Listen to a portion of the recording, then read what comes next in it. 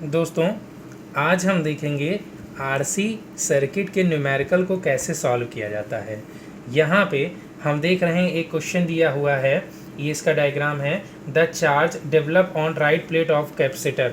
हमें क्या करना है, ये जो कैपेसिटर 10 माइक्रोफैरड का लगा हुआ है, इसकी जो राइट प्लेट है इस साइड पे, इस पे क्या चार्ज आएगा उसको हमें सॉल्व करके बताना है। तो इस क्वेश्चन को सॉल्व करने के लिए हमें पहले कैपेसिटर के चार्जिंग और डिस्चार्जिंग का कॉन्सेप्ट समझना होगा।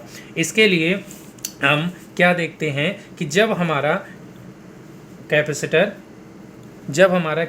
जो है, अगर मान लीजिए तुरंत हमने चार्ज करना शुरू किया है, यानी t=0 पे, उस समय ये हमारा कैपेसिटर शॉर्ट सर्किट की तरह बिहेव करता है। इसका मतलब कि इसमें चार्ज Q बराबर 0 है, यानी कि अभी तक कैपेसिटर हमारा चार्ज नहीं हुआ है। तो हमने क्या लिखा कि जब कैपेसिटर t=0 पे हम इसमें करंट सप्लाई करेंगे तो ये शॉर्ट सर्किट की तरह बिहेव करेगा, इस पर कोई चार्ज नहीं रहेगा। तो इसका जो इक्विवेलेंट सर्किट है उसको हम सिंपल एक लाइन के द्वारा, यानी कि शॉर्ट सर्किट के द्वारा दिखा सकते हैं, क्योंकि इसकी प्लेटों के बीच वोल्टेज 0 है। जब कैपेसिटर चार्ज हो जाता है, यानी कि t=इनफाइनाइट पे, तो कैपेसिटर की प्लेटों के बीच चार्ज आ जाता है। एक प्लेट आपका पॉजिटिव चार्ज हो जाती है, दूसरी प्लेट आपका नेगेटिव चार्ज हो जाती है।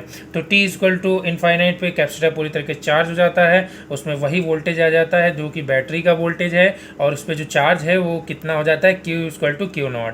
देन कैपेसिटर का जो इक्विवेलेंट सर्किट है वो कैसा बन जाएगा, ओपन सर्किट। ओपन सर्किट क्यों हो जाएगा, क्योंकि जब कैपेसिटर पूरी तरीके से चार्ज हो जाएगा तब इसमें कोई करंट फ्लो नहीं होगी। करंट फ्लो नहीं होगी तो इसका हम रिप्लेस कर देंगे ओपन सर्किट के डायग्राम से। यहाँ पे आप देख रहे हैं ए बी के बीच में कैपेसिटर लगा था जो कि ओपन हो गया, t=0 पे ए बी के बीच में जो कैपेसिटर लगा था वो शॉर्ट सर्किट हो गया। अब इसी कॉन्सेप्ट का इस्तेमाल करेंगे हम इस न्यूमेरिकल में। यहाँ पे आप देख रहे हैं कि यहाँ पे बैटरी लगी हुई है, इसमें टाइमिंग का नहीं बताया गया है। इसका मतलब हमें क्या करना है, t=इनफाइनाइट, यानी कि इसको एज अ चार्जिंग कैपेसिटर हमें देखना है कि ये चार्ज हो चुका है। तो t=इनफाइनाइट पे जो सर्किट डायग्राम बनाएंगे, यानी कि इसमें कोई करंट फ्लो नहीं होगी, इसलिए हमने यहाँ पे ओपन सर्किट यहाँ पे कर दिया है, जो इसका इक्विवेलेंट डायग्राम बनाया है। उसके बाद ऊपर वाले लूप में कोई करंट नहीं जाएगी, और ये जो लूप आपको देखने को मिल रहा है इसमें करंट जाएगी। इसमें हम किरचॉफ के सेकेंड लॉ से लूप वाला नियम किरचॉफ का लगाएंगे। इन लूप ABCD, जैसा कि आप ABCD देख सकते हैं, इसमें हम क्या करते हैं कि जब चलना शुरू करते हैं तो सेल के बाद वाला जो टर्मिनल आएगा, जिधर से भी हम चलना शुरू करेंगे उस टर्मिनल को लिखेंगे, और रेजिस्टेंस में जब हम जाते हैं तो भी हम बाद वाला साइन को लेते हैं। तो यहाँ पे हम इस लूप में चल रहे हैं, तो यहाँ पे हम देख रहे हैं सेल में बाद में पॉजिटिव टर्मिनल आ रहा है, तो हमने क्या किया, इस 25 वोल्ट को पॉजिटिव ले लिया। उसके बाद करंट जब रेजिस्टेंस में एंटर करती है तो जिधर से एंटर करती है वो पॉजिटिव टर्मिनल होता है, जहाँ से निकलती है वो निगेटिव टर्मिनल होता है। तो यहाँ पे हमारा, इसको अगर हम वोल्टेज लिखेंगे तो क्या हो जाएगा, 5 × I, तो 5I वोल्टेज हो जाएगा, और साथ में साइन कौन सा रहेगा, बाद वाला, यानी निगेटिव 5I। उसके बाद यहाँ से करंट ऐसे जाएगी, तो इधर इस रेजिस्टेंस में इधर से घुसी पॉजिटिव, उधर से निकली निगेटिव, तो यहाँ पे कितना वोल्टेज हो गया, 15 × I, यानी कि और बाद वाला साइन -15I। और उसके बाद में जो सेल में बाद में पॉजिटिव टर्मिनल है तो +15 बराबर क्या हो जाएगा, 0। इसको हम सॉल्व कर लेंगे। I बराबर हमारा कितना आ जाएगा, 2 एम्पियर आ जाएगा। इसलिए हम कह सकते हैं, अब यहाँ पे देखिए I=2 एम्पियर।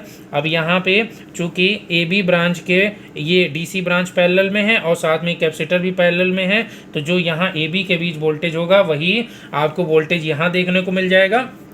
तो हम यहाँ पे देख सकते हैं कि वोल्टेज अक्रॉस AB कितना होगा, 25 वोल्ट में से इस रेजिस्टेंस में जो वोल्टेज ड्रॉप होगा उसी को घटा देंगे। इसमें जो वोल्टेज ड्रॉप होगा वो 5 × 2, यानी कि 10 वोल्ट का वोल्टेज ड्रॉप होगा। तो हम यहाँ क्या कह सकते हैं कि 25 - 10, यानी कि AB टर्मिनल पे आपको कितना वोल्टेज देखने को मिल जाएगा, 15 वोल्ट मिल जाएगा। अब इस कैपेसिटर पे वही कैपेसिटर के अक्रॉस भी उतना ही वोल्टेज है, तो हम कह सकते हैं कि कैपेसिटर के अक्रॉस अगर चार्ज निकालना है तो Q बराबर हो जाएगा CV। अभी हमने वोल्टेज निकाला कितना, कैपेसिटर के अक्रॉस 15 वोल्ट, और कैपेसिटेंस कितना है इसका, 10 माइक्रोफैरड दिया है, तो C × V कितना हो जाएगा, 1.5 150 माइक्रोकुलाम। अब यहाँ पे इस पे जो चार्ज स्टोर होगा वो 150 माइक्रोकुलाम होगा पॉजिटिव, और इस प्लेट पे पॉजिटिव 150 माइक्रोकुलाम हो जाएगा, और इस प्लेट पे निगेटिव 150 माइक्रोकुलाम चार्ज हो जाएगा। तो यहाँ पे राइट साइड में प्लेट के पूछ रहा है, तो राइट साइड में निगेटिव 150 माइक्रोकुलाम हो जाएगा। ऐसा इसलिए क्योंकि यहाँ से जो करंट आएगी वही करंट इसमें जाएगी, जिस वजह से ये प्लेट पॉजिटिव हो जाएगी और ये प्लेट निगेटिव हो जाएगी। Thanks friend.